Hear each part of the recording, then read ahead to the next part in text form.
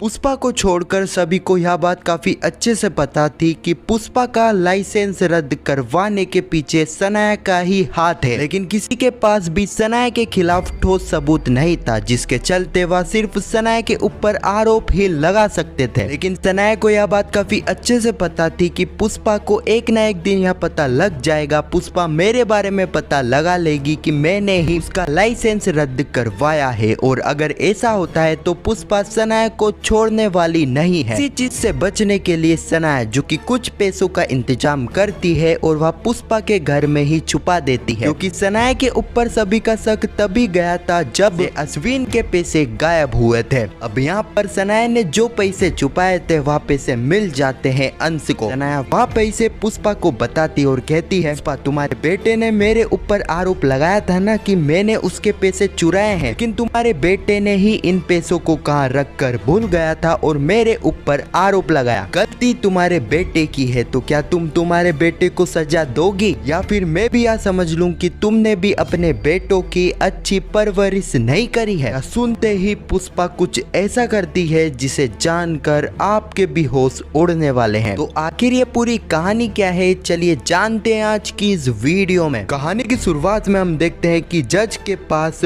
पुष्पा के खिलाफ काफी ठोस सबूत था रिश्वत लेने का। इस वक्त तक पुष्पा यह भी साबित नहीं कर पा रही थी कि उसने रिश्वत नहीं दी है, उसने वह पैसे एनवलप में नहीं डाले हैं, जिसके चलते हम देखते हैं कि यहाँ पर पुष्पा का एडवोकेट का लाइसेंस 2 महीने के लिए सस्पेंड कर दिया जाता है। जब तक इस बात का पता नहीं लग जाता कि रिश्वत पुष्पा ने नहीं दी है, जब तक पुष्पा का लाइसेंस 2 महीने के लिए सस्पेंड ही रहेगा। अगले पल पुष्पा जैसे ही कोर्ट के बाहर आती है तो उसे काफी सारे मीडिया वाले रिपोर्टर रोक लेते हैं और उससे यही सवाल पूछते हैं कि क्या पुष्पा जी आपने सही में रिश्वत दी है, आखिर कोर्ट ने क्या फैसला सुनाया है। इस वक्त तक ये सारी ही चीजें सनाया लाइव देख रही थी। पुष्पा कहती है कि मैंने कोई भी रिश्वत नहीं दी है, मुझे नहीं पता कि उस एनवलप में पैसे कहां से आ गए। जब तक इस बात का पता नहीं लग जाता कि इन सारी चीजों के पीछे किसका हाथ है, जब तक मेरा लाइसेंस 2 महीने के लिए सस्पेंड रहेगा। अगले ही पल पुष्पा जैसे ही चोल में आती है, बापूदा चिराग पूछते हैं क्या हुआ, फैसला सुनाया है जज ने। पुष्पा बताती है कि मेरा लाइसेंस 2 महीने के लिए सस्पेंड कर दिया गया है। बापूदा कहता है पुष्पा यह चीज तो होनी थी, क्योंकि तूने खुद क्रिमिनल को अपने घर में रखा हुआ है, देखा कर दिया ना तुझे भी बदनाम पूरे शहर में। पुष्पा सांप को तू कितना भी दूध पिला, लेकिन इस चीज की गारंटी नहीं रहेगी कि वह सांप तुझे नहीं डसेगा। पुष्पा कहती है बापूदा अभी तक हमारे पास कोई भी बड़ा सबूत नहीं है सनाया के खिलाफ, जब तक यह कहना गलत होगा कि ये सारी ही चीजें सनाया ने करी है। इतना कहकर पुष्पा वहां से आ जाती है। पुष्पा जैसे ही घर पर आती है तो पुष्पा इस वक्त तक काफी इमोशनल हो जाती है। इस वक्त तक सनाया भी वहां पर बैठी हुई थी। दीप्ति सीधे ही सनाया के पास जाती है और कहती है सनाया ये सारी चीजें तुमने ही करी है ना, तुमने ऐसा क्यों करा माँ के साथ। सनाया कहती है कि आखिर तुम्हारी प्रॉब्लम क्या है, पहले तुम्हारा पति मेरे ऊपर आरोप लगाता है और अब तुम लगा रही हो, क्या सबूत है तुम्हारे पास कि ये सारी चीजें मैंने करी है। अगले ही पल हम देखते हैं सनाया जो कि टेरेस पर पहुंच जाती है। उसी वक्त चिराग वहां पर आ जाता है और चिराग सीधे ही सनाया के गले के पास चाकू रख देता है और कहता है सनाया मुझे पता है कि ये सारी चीजें तुमने करी है, मैं यहाँ नहीं पूछने वाला हूँ कि तुमने ऐसा क्यों और कैसे करा, आज मैं वह चीज करने वाला हूँ जो कि मुझे पहले ही कर देनी थी। सनाया कहती है ये तुम क्या कर रहे हो, तुम्हारे पास क्या सबूत है कि ये सारी चीजें मैंने करी है। बोल रही हूँ ना कि मैंने यह चीज नहीं करी है, मैंने तुम्हारी मोम का एडवोकेट लाइसेंस नहीं रद्द करवाया है, इससे मेरा कोई भी लेना देना नहीं है। अब क्योंकि चिराग के पास सनाया के खिलाफ सबूत भी नहीं था, जिसके चलते ना चाहते हुए भी चिराग को सनाया को छोड़ना पड़ता है। अगले ही पल हम शांतनु मेहता को देखते हैं। वह जैसे ही अपने फोन में पुष्पा की न्यूज देखते हैं तो यह देखकर तो वह भी हैरान हो जाते हैं, क्योंकि शांतनु मेहता को यह बात काफी अच्छे से पता थी कि पुष्पा रिश्वत लेने के बारे में तो सपने में भी नहीं सोच सकती है। शांतनु मेहता को पता था था कि पुष्पा ने ये सारी ही चीजें नहीं करी है। यहाँ पर शांतनु मेहता को शक होता है ऐसा तो नहीं कि ये सारी चीजें उनकी बेटी यानी कि सनाया ने करी है पुष्पा से बदला लेने के लिए। अगले ही पल हम देखते हैं शांतनु मेहता सीधे पहुंच जाते हैं पुष्पा के पास। वह कहते हैं पुष्पा जी मुझे आपके बारे में पता चला है, मुझे आप पता है कि आपने यह चीज नहीं करी है, आपको फंसाने की कोशिश करी जा रही है। आपको भी यह लग रहा होगा कि इसके पीछे सनाया का हाथ है। इस वक्त तक सनाया भी वहाँ पर आ जाती है। पुष्पा कहती है शांतनु मेहता जी मेरे पास सनाया के खिलाफ कोई सबूत नहीं है कि सनाया ने ही ये सारी चीजें करी है, लेकिन आज नहीं तो कल मैं इस बारे में तो पता लगा ही लूंगी कि कौन है इन सारी चीजों के पीछे, किसने ये सारी चीजें करी है। अगर एक बार मुझे उसके बारे में पता लग जाता है तो मैं उसे छोड़ने वाली नहीं हूँ, वह सनाया हो या फिर और कोई। इतना कहकर पुष्पा वहाँ से चली जाती है। पर शांतनु मेहता को तो यह पता था कि ये सारी चीजें सनाया ने ही करी होगी। शांतनु मेहता सनाया को कहते हैं सनाया मुझे तुमसे यह उम्मीद नहीं थी कि तुम इतना नीचे गिर जाओगी। सनाया कहती है डैड आप क्या कह रहे हैं, आपको भी ऐसा लगता है कि ये सारी चीजें मैंने करी है? सबको ऐसा ही क्यों लग रहा है कि इन सारी चीजों के पीछे मेरा हाथ है, मैं आखिर ऐसा क्यों करूंगी? शांतनु मेहता को पता था कि यहाँ पर सनाया नाटक ही कर रही है, इसलिए शांतनु मेहता भी वहाँ से चले जाते हैं। अगले ही पल हम रात का सीन देखते हैं। सनाया जो कि पुष्पा के पास आती है और कहती है क्या हुआ पुष्पा तुम्हें नींद नहीं आ रही है? मैंने सुना है कि तुम्हारा लाइसेंस सस्पेंड हो चुका है। बहुत बुरा लगा यह सुनकर, यहाँ तक आने में तुमने काफी मेहनत करी होगी ना? पुष्पा कहती है हाँ मैंने काफी मेहनत करी थी इस डिग्री को पाने के लिए, लेकिन यह डिग्री मेरी पहचान का सिर्फ एक हिस्सा है, इसके अलावा भी लोग मुझे पहचानते हैं। लेकिन तुम्हारा क्या, जिस नाम से लोग तुम्हें पहचानते हैं वह नाम ही तुम्हारा नहीं है, वह नाम तो तुम्हारा नकली है। इसलिए सनाया तुम अपनी सोचो ना कि दूसरों की। अगले ही पल हम देखते हैं मिस्टर पाठक जो कि पुष्पा के पास आते और कहते हैं पुष्पा जी मैंने सुना है कि आप मेरा केस नहीं लड़ पाओगी। अगर ऐसा होता है पुष्पा जी तो मेरा केस कौन लड़ेगा? कोई भी मेरा केस लड़ने के लिए तैयार नहीं है, आप ही इस केस लड़ने के लिए रेडी हुई थी, अब आप ही मेरा केस नहीं लड़ पाओगी। ऐसे में मेरी मदद कौन करेगा? मुझे इंसाफ कैसे मिलेगा? मुझे अपना घर वापस कैसे मिलेगा? पुष्पा कहती है मिस्टर पाठक जी आपको घबराने की टेंशन लेने की जरूरत नहीं है, मैं आपका केस नहीं लड़ सकती हूँ, लेकिन मेरी जगह कोई और तो आपका केस लड़ सकता है। जोशीपुरा जी को कहूंगी वह आपका केस लड़ेंगे। इस केस की ये सारी चीजें तो मैं मैनेज करूंगी, लेकिन कोर्ट में जाकर आपके लिए केस कोर्ट में जाकर जोशीपुरा जी ही लड़ेंगे, इसलिए आपको टेंशन लेने की कोई जरूरत नहीं है। मैं आपको अपना घर वापस दिलवा कर ही रहूंगी। अब इसी सीन के साथ यह एपिसोड यहीं पर समाप्त हो जाता है। अब आने वाले एपिसोड में हम देखेंगे अंश जी से कुछ पैसे मिलेंगे या पैसे सनाया ने ही छुपाए होंगे। वक्त तक यहाँ पर सभी घर वाले इकट्ठे हो जाएंगे। सनाया कहेंगी लो पुष्पा हमारे बेटे ने यह पैसे कहाँ रख दिए थे और उसने मेरे ऊपर आरोप लगाया था। हमारे बेटे ने गलती करी है, अगर यह गलती कोई और करता तो तुम उसे सजा देती। अब यह गलती तुम्हारे बेटे ने करी है तो क्या तुम्हारे बेटों को तुम सजा दोगे, या फिर मैं यह समझ लूं कि तुमने भी अपने बेटों को अच्छी परवरिश नहीं दी है। यहाँ पर हम देखेंगे पुष्पा जो कि अश्विन को सनाया से माफी मांगने के लिए कहेगी, लेकिन जैसा कि हमें पता है कि यहाँ पर अश्विन इतनी आसानी से तो यहाँ पर सनाया से माफी नहीं मांगेगा। तो यही कुछ कहानी है जो कि आने वाले एपिसोड में हमें देखने को मिलेगी। खैर आपको यह वीडियो कैसी लगी कमेंट में जरूर बताना, और पुष्पा इम्पॉसिबल के आने वाले एपिसोड की ऐसी वीडियो के लिए चैनल को सब्सक्राइब अवश्य करना। जब तक के लिए धन्यवाद।